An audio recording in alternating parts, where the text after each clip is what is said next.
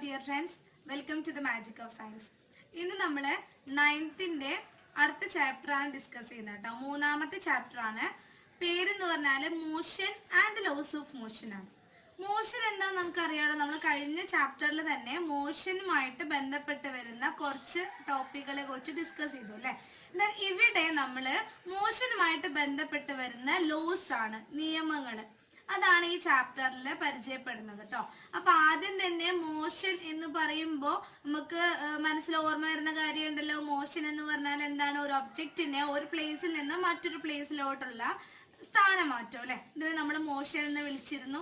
Then force, നമ്മളൊരു object move ചെയ്യണമെങ്കിൽ അതിന് നമ്മൾ ഫോഴ്സ് അപ്ലൈ ചെയ്യുന്നില്ലേ. ഈ ഫോഴ്സുകൾ എന്ന് പറയുമ്പോൾ രണ്ട് തരത്തിൽ ഫോഴ്സുകൾ നമുക്ക് പറയാൻ പറ്റും. എന്ന് പറഞ്ഞാൽ ബാലൻസ്ഡ് ഫോഴ്സും ഉണ്ട്, അൺബാലൻസ്ഡ് ഫോഴ്സും ഉണ്ട്. ഈ ബാലൻസ്ഡ് ഫോഴ്സ് എന്ന് പറഞ്ഞാൽ എന്താ? ഇപ്പൊ ഒരു ഒബ്ജക്റ്റ്, ഇപ്പൊ ഒരു ടാബിള് വിചാരിക്കാം. ഈ ടാബിളിന്റെ ഒരു സൈഡിൽ നിന്നും ദെൻ ഓപ്പോസിറ്റ് സൈഡിൽ നിന്നും രണ്ട് പേരിൽ നിന്ന് എന്ത് ചെയ്യാണ്? അതിന് ഫോഴ്സ് കൊടുത്ത് ഈ ടാബിളിനെ അപ്പുറത്തെ സൈഡിലോട്ട് മൂവ് ചെയ്യിക്കാൻ വേണ്ടിയിട്ട് ഫോഴ്സ് കൊടുക്കാന്ന് വിചാരിക്കാം. അപ്പോ ഈ രണ്ട് പേരും ഒരേ സൈഡിലോട്ട് ആ ടാബിളിനെ നമ്മൾ അപ്പുറത്ത് കൊണ്ടുവയ്ക്കാൻ വേണ്ടിയിട്ട് രണ്ടുപേരും ഒരേ ഫോഴ്സ് ആണ് കൊടുക്കുന്നതെങ്കിൽ, ഒരേ സൈഡിലോട്ട് ആണ് ഫോഴ്സ് കൊടുക്കുന്നതെങ്കിൽ ആ ഒബ്ജക്റ്റ് ഈസിലി എന്ത് ചെയ്യാൻ പറ്റും? നമുക്ക് മൂവ് ചെയ്യാൻ പറ്റും ആണല്ലോ.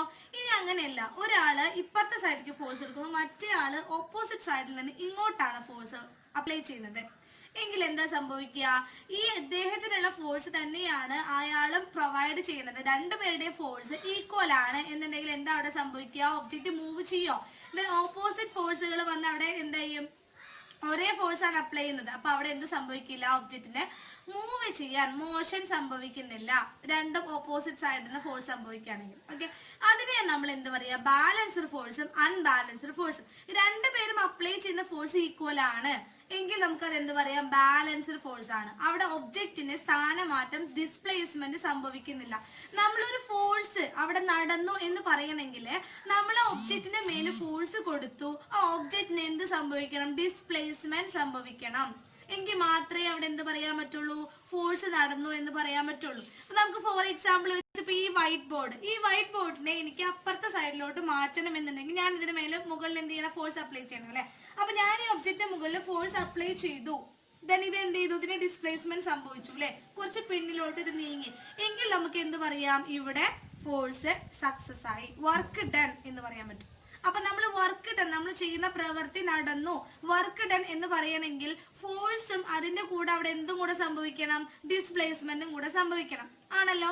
അതുപോലെയാണ് നമ്മൾ ബാലൻസ്ഡ് ഫോഴ്സും അൺബാലൻസ്ഡ് ഫോഴ്സും. ഞാനിപ്പോ ഇവിടെ അപ്ലൈ ചെയ്ത് അൺബാലൻസ്ഡ് ഫോഴ്സ് ആണ്, ഞാൻ മാത്രമേ ഫോഴ്സ് കൊടുത്തിട്ടുള്ളൂ. സോ ഈ ഒബ്ജക്റ്റ് എന്ത് ചെയ്തു? ഡിസ്പ്ലേസ്മെന്റ് സംഭവിച്ചു എങ്കിൽ ഇവിടെ എന്താണ്? ഇറ്റ് ഈസ് അൺബാലൻസ്ഡ് ഫോഴ്സ് ആണ്. ഓക്കെ, ഇനി ബാലൻസ്ഡ് ഫോഴ്സ് എന്ന് പറഞ്ഞാൽ എന്താ? ഞാൻ ഇവിടുന്ന് ഫോഴ്സ് കൊടുക്കുന്നത് പോലെ തന്നെ അപ്പുറത്തെ സൈഡിൽ നിന്ന്, ഓപ്പോസിറ്റ് സൈഡിൽ നിന്ന് ഒരാൾ ഇങ്ങോട്ട് സെയിം എമൗണ്ട് ഫോഴ്സ് അപ്ലൈ ചെയ്യുകയാണെങ്കിൽ ഈ ഒബ്ജക്റ്റിന് എന്ത് സംഭവിക്കില്ല? ഡിസ്പ്ലേസ്മെന്റ് സംഭവിക്കില്ല. സോ അവിടെ എന്താ ഉണ്ടാവുക? ഇറ്റ് ഈസ് അൺബാലൻസ്ഡ് ഫോഴ്സ് ആണ്. അവിടെ ഉണ്ടാവുന്ന ഫോഴ്സ് അല്ലെങ്കിൽ വർക്ക് എന്തായിരിക്കും? സീറോ ആയിരിക്കും. ഡിസ്പ്ലേസ്മെന്റ് സീറോ ആണ്. So it is unbalanced force. മനസ്സിലായല്ലോ? ഇതാണ് രണ്ട് തരത്തിലുള്ള ഫോഴ്സ്. ബാലൻസ്ഡ് ഫോഴ്സ് എന്ന് പറഞ്ഞാൽ ഈക്വൽ ആണ്, അവിടുന്ന് ഇവിടുന്ന് ഈക്വൽ ഫോഴ്സ് വരെയാണ് എങ്കിൽ നമുക്ക് അവിടെ എന്തായിരിക്കും? സീറോ ആണ് അവിടെ റിസൾട്ട് കിട്ടുക, ഡിസ്പ്ലേസ്മെന്റ് സംഭവിക്കുന്നില്ല. സോ അവിടെ എന്ത് പറയാ? ബാലൻസ്ഡ് ഫോഴ്സ് ആണ്. അൺബാലൻസ്ഡ് ഫോഴ്സ് എന്ന് പറയുമ്പോൾ ഡിസ്പ്ലേസ്മെന്റ് സംഭവിക്കുന്നുണ്ട്, നമുക്ക് റിസൾട്ട് കിട്ടുന്നുണ്ട്, ഒബ്ജക്റ്റ് മൂവ് ചെയ്തു അല്ലെങ്കിൽ എന്തെങ്കിലും റിസൾട്ട് കിട്ടി. So it is unbalanced force. ഇനിയിപ്പോ നമ്മളൊരു ചുമരിന്റെ തള്ളുകയാണെങ്കിൽ എന്താ സംഭവിക്കുക? ഈ ബോർഡ് നീങ്ങിയ പോലെയാണോ? ചുമരിന് നമ്മൾ ഫോഴ്സ് കൊടുക്കുകയാണെങ്കിൽ നമ്മൾ ചുമരിന് ഫോഴ്സ് കൊടുത്തു, വോള് നീങ്ങുന്നുണ്ടോ? ഇല്ലല്ലോ. അപ്പൊ അവിടെ എന്താ? ഡിസ്പ്ലേസ്മെന്റ് സീറോ ആണ്. അതെന്താണ്? അങ്ങനെയാണ് എന്ത് വരിക? ബാലൻസ്ഡ് ഫോഴ്സും അൺബാലൻസ്ഡ് ഫോഴ്സും സംഭവിക്കുക. അപ്പൊ രണ്ട് തരത്തിലുള്ള ഫോഴ്സുകൾ പറഞ്ഞു അല്ലെ. ദെൻ നമുക്ക് ഇനി ഈ പാഠത്തിൽ പഠിക്കാനുള്ളത് ലോസ് ഓഫ് മോഷൻ ആണ്. ഐസക് ന്യൂട്ടൺ എന്ന് പറഞ്ഞ ശാസ്ത്രജ്ഞനെ കുറിച്ച് എല്ലാവർക്കും അറിയുന്നതാണല്ലോ അല്ലെ. നമ്മളെ ഫോഴ്സിനെ കുറിച്ചിട്ടും അതുപോലെ ഗ്രാവിറ്റേഷണൽ ഫോഴ്സും അങ്ങനത്തെ കുറെ കാര്യങ്ങൾ, യൂണിവേഴ്സൽ ലോ ഓഫ് ഗ്രാവിറ്റേഷനും എല്ലാം കണ്ടുപിടിച്ചിട്ടുള്ള ഐസക് ന്യൂട്ടന്റെ ലോസ് ഓഫ് മോഷൻ വളരെയധികം ഫേമസ് ആയിട്ടുള്ള ഒരുപാട് നിയമങ്ങൾ നമുക്ക് അറിയാം. അദ്ദേഹത്തിന്റെ ലോസ് ഓഫ് മോഷൻ 3 തരം നിയമങ്ങളുണ്ട്. ആ 3 നിയമങ്ങളെ കുറിച്ചിട്ടാണ് നമുക്ക് ഇനി ഈ ചാപ്റ്ററിൽ പഠിക്കാനുള്ളത്. ഓക്കെ. ദെൻ ഒന്നാമത്തെ നിയമം എന്ന് പറഞ്ഞാല്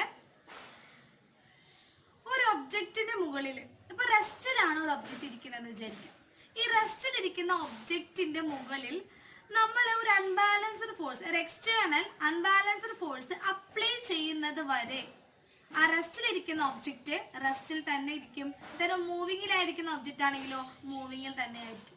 ഇതാണ് ന്യൂട്ടന്റെ ഒന്നാമത്തെ നിയമം എന്ന് പറഞ്ഞാൽ, ഫസ്റ്റ് ലോ ഓഫ് മോഷൻ എന്ന് പറഞ്ഞാല് ഒരു ഒബ്ജക്റ്റ് റെസ്റ്റിലിരിക്കുന്ന ഒബ്ജക്റ്റില് നമ്മൾ എപ്പോഴാണ് ഒരു എക്സ്റ്റേണൽ അൺബാലൻസ്ഡ് ഫോഴ്സ് അപ്ലൈ ചെയ്യുന്നത് അതുവരെ റെസ്റ്റിലുള്ള ഒബ്ജക്റ്റ് റെസ്റ്റിൽ തന്നെ ആയിരിക്കും, മൂവിങ്ങിലുള്ള ഒബ്ജക്റ്റ് മൂവിങ്ങിൽ തന്നെ ആയിരിക്കും. ഫോർ എക്സാമ്പിൾ ഈ വൈറ്റ് ബോർഡ് അല്ലെ, ഈ വൈറ്റ് ബോർഡ് ഇവിടെ റെസ്റ്റിലാണ്.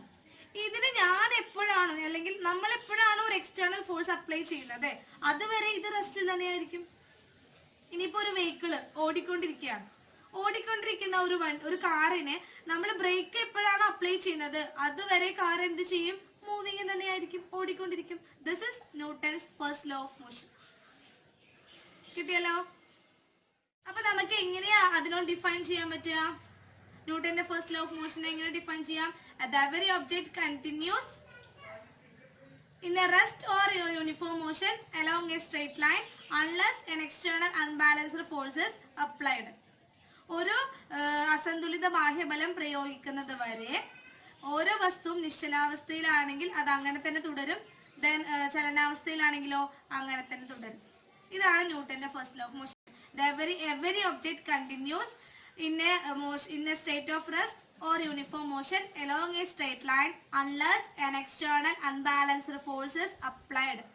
ഒരു എക്സ്റ്റേണൽ അൺബാലൻസ്ഡ് ഫോഴ്സ് അപ്ലൈ ചെയ്യുന്നത് വരെ റെസ്റ്റിലുള്ള ഒബ്ജക്റ്റ് റെസ്റ്റിൽ തന്നെ കണ്ടിന്യൂ ചെയ്യും, മോഷനിലുള്ള ഒബ്ജക്റ്റ് മോഷനിൽ തന്നെ കണ്ടിന്യൂ ചെയ്യും. നിങ്ങൾ ഇങ്ങനെ ആലോചിച്ചാൽ മതി, ഒരു ഒബ്ജക്റ്റ് ഒരു ബുക്ക് റെസ്റ്റിലാണെങ്കിൽ അതിന് നമ്മൾ എപ്പോഴാണോ ഫോഴ്സ് കൊടുക്കുന്നത് അതുവരെ അത് റെസ്റ്റിലായിരിക്കും. ഓടിക്കൊണ്ടിരിക്കുന്ന ഒരു വെഹിക്കിൾ അതിന് എപ്പോഴാണോ ബ്രേക്ക് ചെയ്യുന്നത് അതുവരെ അത് എന്തായിരിക്കും, മോഷനിൽ തന്നെ ആയിരിക്കും.